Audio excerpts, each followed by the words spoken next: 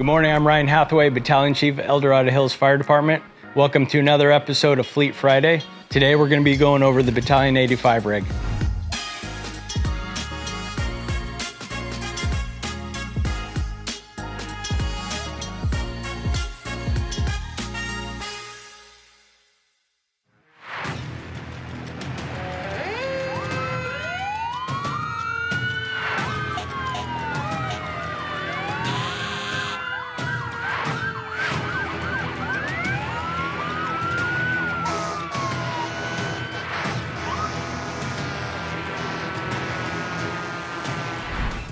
Battalion 85's rig is a 2022 Ram 2500 heavy-duty four-wheel drive. I'm going to take you through the compartments and we'll go through some of the gear. On this side here, we keep our personal protective equipment. So I have my turnouts, helmet, SCBA mask. Over on this side of the rig, we carry EMS gear, an automatic external defibrillator, and we also have some wildland gear down below. Next, I'm going to open up the back and I'm going to show you our command unit.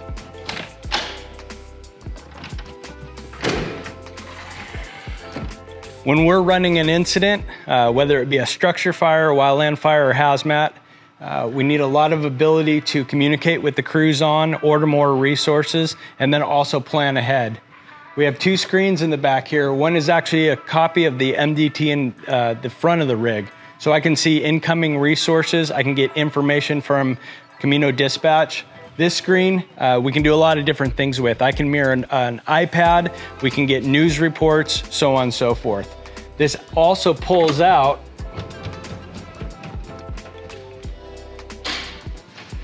to create a total of 3 different workspaces. So you see over here, we have another whiteboard. We have a radio unit over here. The IC can work from this position, and there's also a station over here. A lot of times, if we have an expanding incident or we establish a RIC, we'll have operators at these different positions running different parts of the fire.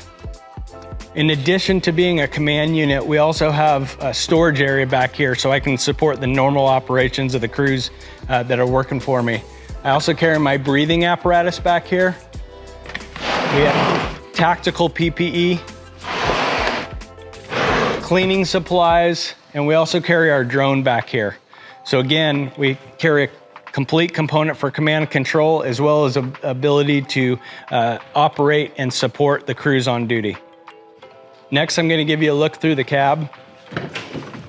In the back here, all the seats flip up. We have a lot of our electronics and radio down below there. I can also store equipment in here and take it to the different crews. And this also houses radios back here. So additionally in here, we have an iPad that we use for tablet command, active 911, and mapping. This is our MDT where we get dispatches from Camino Dispatch. We get messages from there. In the front here, I have a mirrored complement of radios from the command vehicle in the back. A lot of times when I'm arriving on scene, I'll just manage the incident from the cab here until it starts expanding and I need the resources in the back. Really all this is a pickup truck. It drives like a pickup truck. It operates like a pickup truck. Up here is the Code 3 power head. This is where I control all the Code 3 lights as I'm responding to an incident.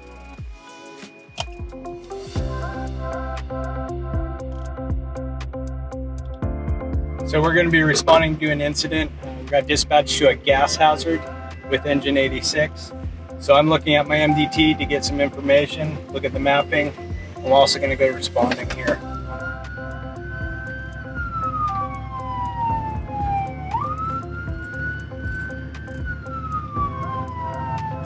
So it looks like we have a gas leak inside of a garage. The first in engine company will give me a report on conditions, and then it's up to me as the battalion chief to see if I need to order more resources to mitigate the incident.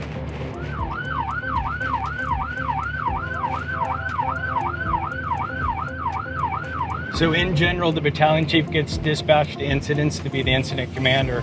What this means is that he'll command the incident, order more resources. In particular, I'm responding to this gas hazard because I carry a 4-gas detector. This is going to allow crews inside to determine if there is actually a hazardous condition. So some of the challenges I have is, as I'm driving to the incident, I gotta obviously manage the traffic, get there safely. I'm also looking at the MDT, looking for additional resources responding. I'm thinking about what the conditions are gonna be when we get there, and what possible resources I'm gonna need once I do get there.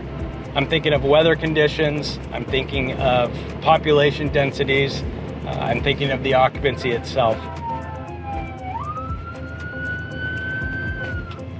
So in a jurisdiction our size, there's one battalion chief for the entire district, which is covered by 5 different stations. The first on-scene unit is actually going to give the size up. They're going to give the initial report on conditions, as we just heard right there.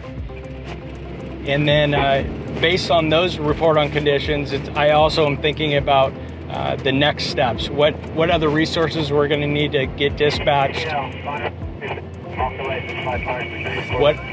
What other actions I'm going to need from other resources arriving. So there's a couple ways we can operate gates within the district. We actually have a remote control that'll open them. We also have opticoms on all the gates coming in, so that when we approach these gates, the opticom in our code 3 lights will activate it and turn it on.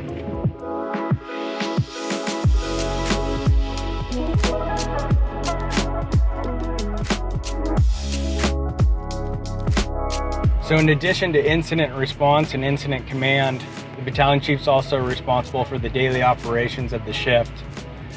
So normally I'll go around to each individual station, I'll deliver mail to them, I'll pick up supplies, deliver supplies, and do training with the crews as well. So I'm basically out on the road all day long, between going to calls, incidents, and also visiting the stations to check in with them.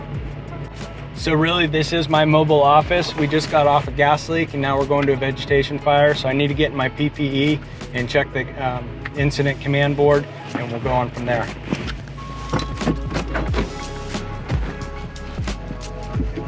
.2781, engine 2758, engine 86, engine 288, engine 84, engine 85, engine 386, transport does 2741, Red Hawk crew, 1636, prevention 2722, vegetation fire.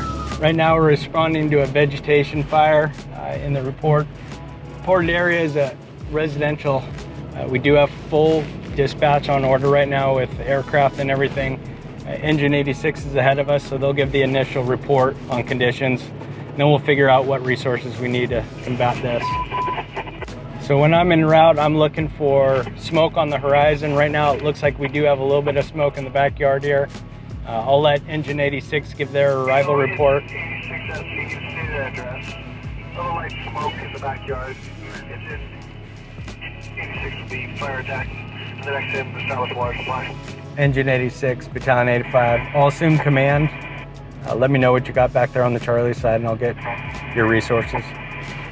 Fire is being extinguished by homeowner. Camino Battalion 85. This was a small backyard fire extinguished by locals. Engine 86, Battalion 85 on scene. You can cancel everybody else. So Camino Dispatch has the ability to order resources in categories. So for wildland resources, it's a low, medium, and high. Today is most likely a medium to a high dispatch, which means we're going to get full aircraft, a helicopter, air attack, as well as some tankers. Initially, when this was called in, it sounded like they reported it in the vegetation, which Camino will then dispatch it as a wildland fire. When we got on scene, it ended up just being a small backyard fire. Engine 86 was able to extinguish it by themselves, and so I canceled all the incoming resources. So when a citizen calls 911 and they report a fire, dispatch takes very little information initially. They'll just dispatch the entire response.